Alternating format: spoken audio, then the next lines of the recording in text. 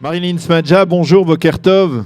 Boker Tov, Shavua Tov. Shavua Tov, merci d'être avec nous ce matin sur Studio Kalita pour parler, comme je le disais dans les titres, d'une enquête dont les conclusions ont été publiées la semaine dernière, en fin de semaine dernière, une enquête qui a été réalisée par un centre, on va dire israélien, centre Tammy Steinmetz de l'université de Tel Aviv, et par également un centre palestinien, un centre de politique et de recherche de Ramallah, des enquêteurs qui ont proposé, il faut le rappeler, au sondé un plan de règlement du conflit israélo-palestinien en 9 points, qui inclut la création d'un État palestinien démilitarisé sur les frontières de 67, la réunification de 100 000 réfugiés palestiniens avec leurs familles à l'intérieur du territoire israélien, Jérusalem comme capitale d'un futur État palestinien.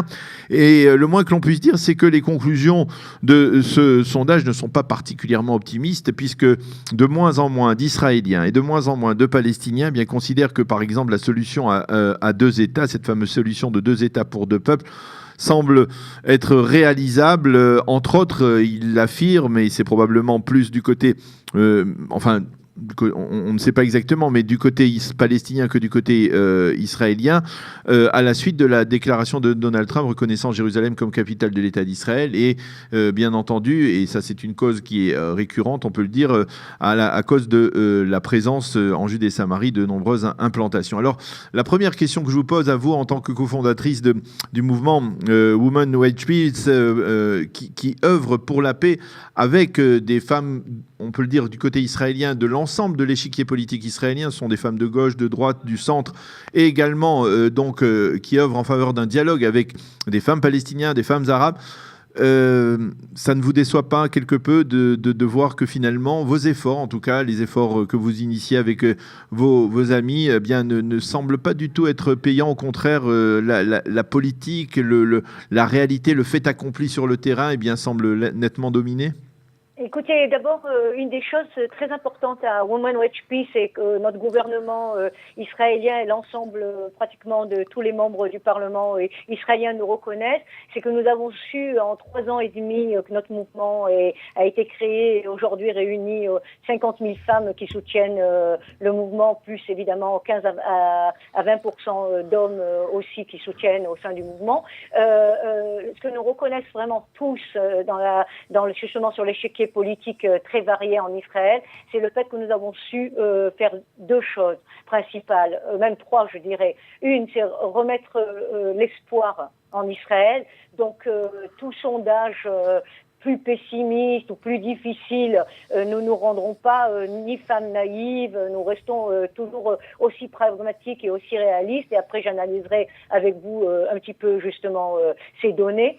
C'est la première chose, c'est l'espoir. Et la deuxième chose, c'est que nous avons remis aussi toutes les semaines à la Knesset, puisque nous sommes présentes entre 50 et 100 femmes régulièrement à la Knesset toutes les semaines, c'est justement le mot paix, la discussion autour de la paix. Et demain justement, je suis partie des organisatrices d'une grande réunion du lobby des femmes pour la sécurité ou la paix, où nous allons parler au niveau citoyen des liens entre les sujets socio-économiques et d'éventuels accords politiques, pour savoir ce que nous allons à y gagner et pas seulement ce que nous perdons ou ce que nous devons perdre ou ce que nous devons renoncer. Donc c'est une autre manière de voir les choses qui est très très importante. Il y aura des membres de la Knesset, autant de droite, de centre et de gauche, qui se joindront à la discussion que nous organisons demain. Et nous savons déjà que ça va être long. Maintenant, je veux juste revenir à ce que vous disiez. Vous avez raison, hein, Daniel, sur le sondage. Quand on lit les grandes lignes dans la presse israélienne, ce qui a été publié aussi, qui a été repris dans Times of Israel en anglais, effectivement, c'est pas terrible. Il y a un petit pessimisme, c'est normal, parce que ça revient exactement à renforcer l'action de Women Watch Peace. Justement, je crois qu'aujourd'hui, ce sondage nous permet encore plus de comprendre combien nous avons raison au sein de ce mouvement, et je vais vous dire dans les 2 points où nous avons vraiment raison au sein de ce mouvement. La première chose, c'est de comprendre que les choses se passent différemment au niveau citoyen qu'au niveau politique. C'est-à-dire que dès que les politiciens font des actes qui sont des actes perçus par l'autre côté, quels qu'ils soient, israéliens ou palestiniens, comme des actes unilatéraux, tout de suite, et il n'y a pas de discussion autour de ces actes. C'est-à-dire les décisions sont prises de manière unilatérale, sans aucune discussion, sans aucune négociation possible, sans aucun retour à la table des négociations. Le problème devient encore plus inextricable. Et donc, en fait, à Women Watch Peace, nous réclamons une chose très simple. Nous disons, il faut absolument le retour à la table des négociations, il faut négocier pour arriver de manière Non, mais concrète. alors, écoutez, Marianne, vous dites une chose et son contraire. Vous dites qu'en fait, il faut encourager le dialogue entre les populations, et c'est très important. Et effectivement, parce que on le sait, celui qui vit dans la réalité israélienne, c'est que des Israéliens et des Palestiniens dialoguent, qu'ils le veuillent ou non, parce qu'ils vivent imbriqués l'un dans l'autre, que ce soit à Jérusalem en particulier, ou que ce soit également en Judée et en Samarie.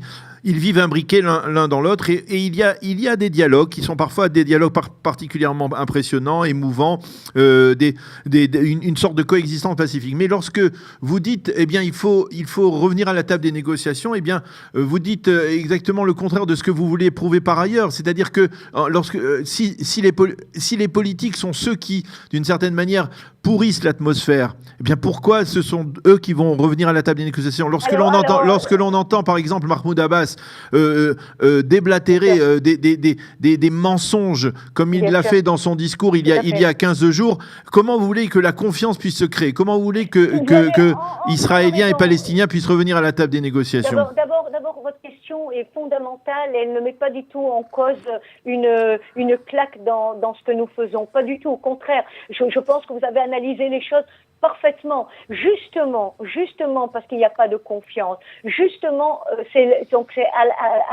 à la société civile, à la société citoyenne qui a l'intérêt, qui vit les guerres sur ses propres chairs. Moi, je vais vous dire une chose. Ça, je suis d'accord que ça soit sur la. Attendez, 2 secondes. Je vous ai laissé parler juste 2 minutes, ok? Maintenant, je veux vraiment dans votre sens, parce que je comprends tout à fait votre questionnement. Votre questionnement est une question que nous nous posons au quotidien aussi à Women Watch Peace. Nous sommes des femmes, comme je vous l'ai dit, très pragmatiques. Nous avons mis de côté beaucoup nos idéologies, justement. Autant de gauche que de droite, les femmes arabes, au sein de notre mouvement, ont mis de côté leur idéologie. Les femmes palestiniennes avec qui nous collaborons, qui ne font pas partie de Women Watch Peace, ont mis de côté les problèmes de l'occupation pour elles. Elles ont mis de côté énormément de choses, justement pour arriver à ce dialogue. Qu'est-ce que la société israélienne a proposé aux politiques? 2 choses.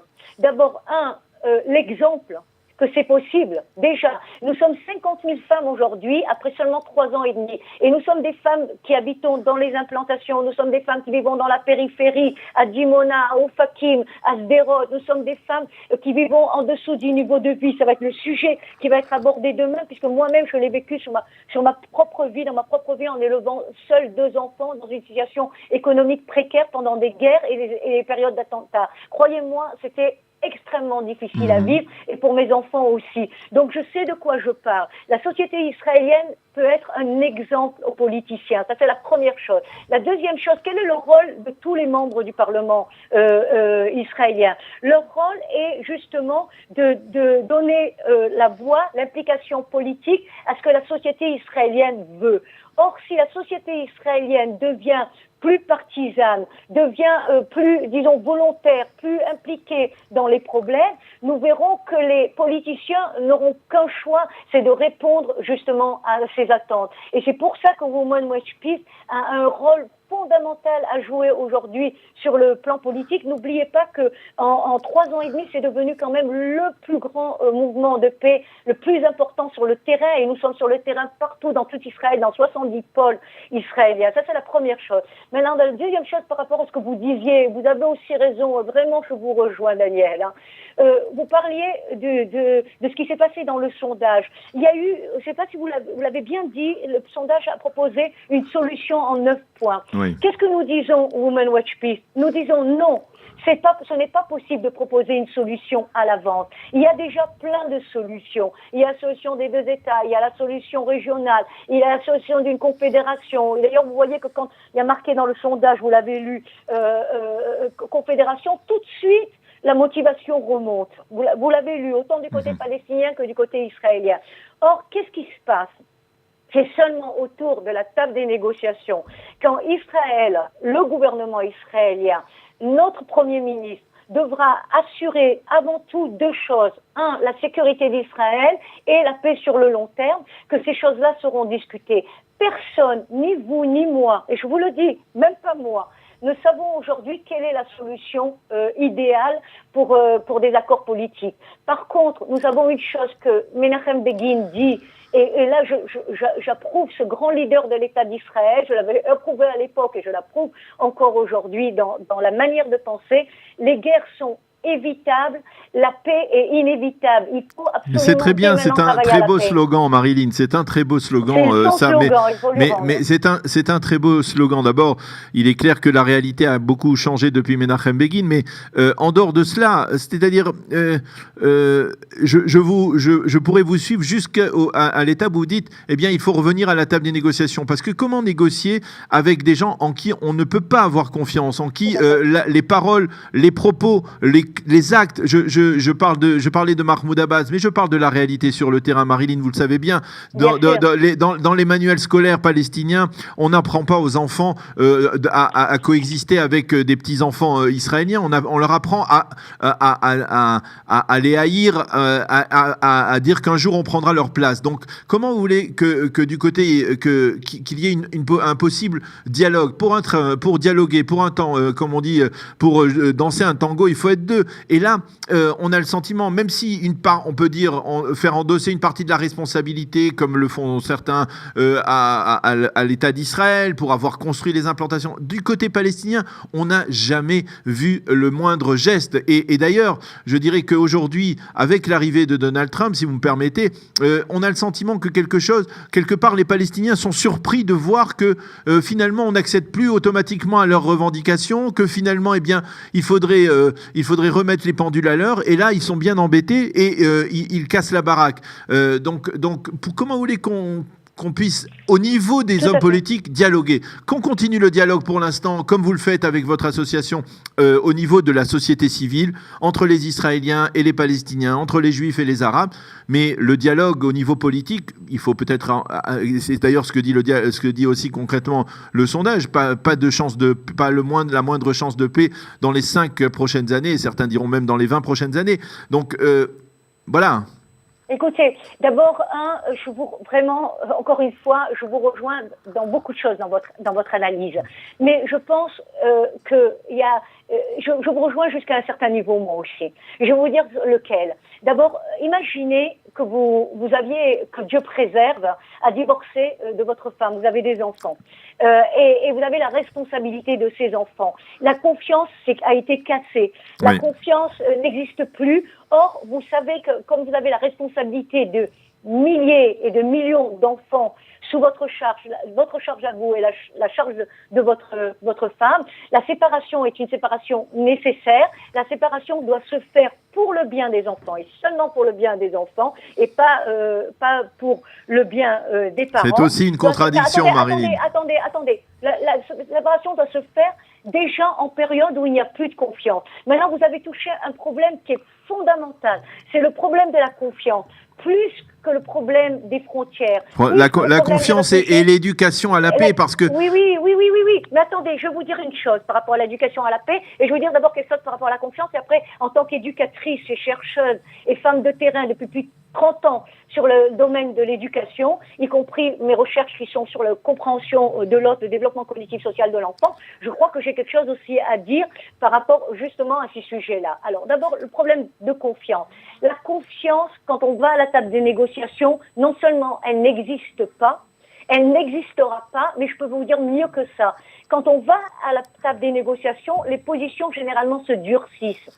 Chacun veut absolument, et ce qui est normal, et ce qui est juste, tirer le tapis de son côté, pouvoir obtenir le plus possible. Moi, c'est ce que j'attends de mon pays, d'ailleurs. C'est ce que j'attends d'Israël. J'attends qu'Israël, à la table des négociations, négocie au mieux pour l'État d'Israël, pour les enfants d'Israël, pour l'avenir d'Israël. Vous savez combien je suis sioniste, vous savez combien j'aime mon pays, vous savez que ça fait plus de 35 ans, 40 ans que j'opte pour le sionisme, depuis que je suis adolescente et jusqu'à aujourd'hui. Donc ça, c'est ma première cause. C'est la cause justement du sionisme, la cause de la confiance, et donc il est fondamental de comprendre que ce que vous exigez ne pourra pas être. La confiance ne se crée pas avant. La confiance se crée quand on arrive à voir, à se rapprocher de l'autre, à voir que l'autre n'est pas si loin que ça de nos positions et qu'elles se négocient. Ces positions se négocient. C'est pour ça qu'il doit y avoir une négociation. Ça, c'est la première chose. Maintenant, le deuxième sujet, c'est le sujet de ce que vous avez dit sur les 5 ans à venir dans le sondage, sur les 50 ans à venir pour certains, pour les 100 ans à venir de solitude pour d'autres. Chacun mettra cette barre-là à combien d'années il veut. Moi, je me refuse, en tant que professeur en éducation, éducatrice, femme de l'éducation depuis toujours, depuis aussi mon plus jeune âge et évidemment dans mon métier, je me refuse d'élever des enfants israéliens dans le désespoir. Je me refuse de leur dire que la solution ne se fera que dans 5 ans ou dans 10 ans ou dans 50 ans et qu'ils ne verront peut-être jamais eux-mêmes cette solution. Non, nous avons, nous les mères, aujourd'hui, les mères d'Israël, et je fais appel à toutes les mères d'Israël, le devoir absolu d'élever nos enfants dans l'espoir, le devoir absolu de leur montrer qu'il doit y avoir des solutions et le devoir absolu de leur montrer que nous sommes impliqués dans la recherche de cette solution. Il faut le faire. Et je m'adresse à toutes les membres du Parlement israélien qui sont femmes et qui sont mères. Elles ont exactement le même devoir. Et c'est pour ça que nous avons rencontré Choulé Moalem il n'y a pas très longtemps, et il y a à peine un mois. Et nous avons rencontré Merav Ben-Ari, et nous la rencontrerons encore demain. Et nous avons rencontré Rachel Azaria, et nous allons rencontrer bientôt Sheran Eskel, etc., etc. Il n'y a pas de fin. Nous avons rencontré notre propre Premier ministre qui m'a dit, en avril 2017, notre propre Premier ministre m'a dit, personnellement, les femmes payent le prix le plus cher aux guerres. Je le sais, et je sais qu'elles payent des prix très chers sur de nombreux domaines. Un des prix très chers que nous payons, c'est ce désespoir qui est décrit dans ce sondage. Alors, moi, je suis une chercheuse, je lis les sondages, c'est mon université qui a publié le sondage, donc évidemment, je vais plus loin dans la recherche, mais je sais ce qui se passe aussi dans le terrain. Il y a face à nous des dizaines de milliers de Palestiniennes qui pensent exactement comme nous. C'est à elles qu'il faut donner la parole. C'est elles qu'il faut entendre, comme vous me donnez aujourd'hui la parole en tant qu'Israélienne. Eh bien, merci beaucoup Marilyn Smadja d'avoir répondu. On ne peut en tout cas que vous rendre hommage pour votre détermination merci. et la profondeur de vos convictions. Merci en tout cas d'avoir été avec nous ce matin pour commenter ce sondage et même aller bien au-delà de ce sondage. Et on vous souhaite de passer une agréable journée et Shabbat Shalom. Shavua Tov, pardon. Et demain à la Knesset, suivez-nous. Ah voilà, à la Knesset, très bien. On pourra le suivre, d'accord. Daniel. Merci, Shavua Tov et à bientôt.